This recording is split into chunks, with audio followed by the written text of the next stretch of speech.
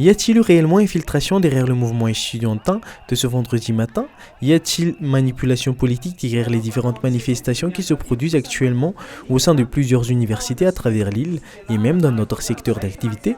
Le général Angelo Ravelnariv, préfet d'Antananarivo, n'écarte pas tout à fait ces possibilités. Nous l'avons joint au téléphone ce vendredi.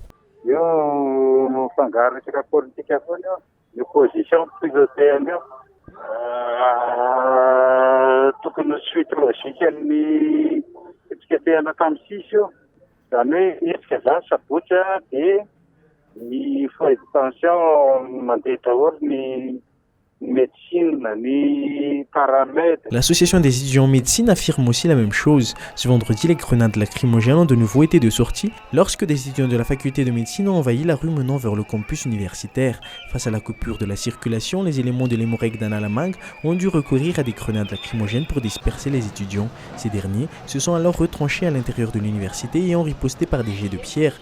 Mais ces scènes n'auraient jamais dû se produire si l'on en croit une déclaration de l'association des étudiants ce vendredi après-midi. L'association affirme avoir prévu une simple réunion de rapport, mais le mouvement, confie-t-elle, aurait été infiltré par des éléments extérieurs qui avaient d'autres objectifs.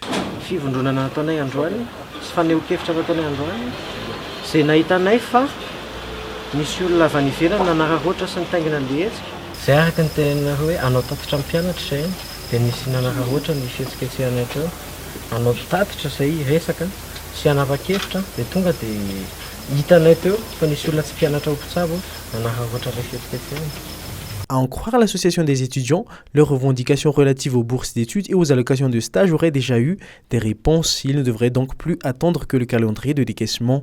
Un rapport de ces réponses devait, semble-t-il, être fait, mais des personnes extérieures auraient infiltré le mouvement, aboutissant à la manifestation de ce vendredi.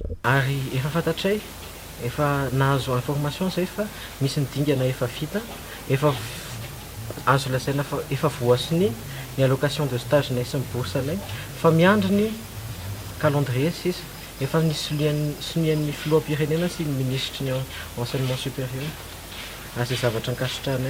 Mais l'opposition refute être derrière ces manifestations. Selon Ngarmalasson, coordinatrice nationale du Roudben Panout en démocratie de Madagascar, ou RMDM, jointe au téléphone, ce sont des accusations sans fondement. Elle estime plutôt que le préfet d'Antananarivo fait porter aux opposants les propres défaillances de l'État.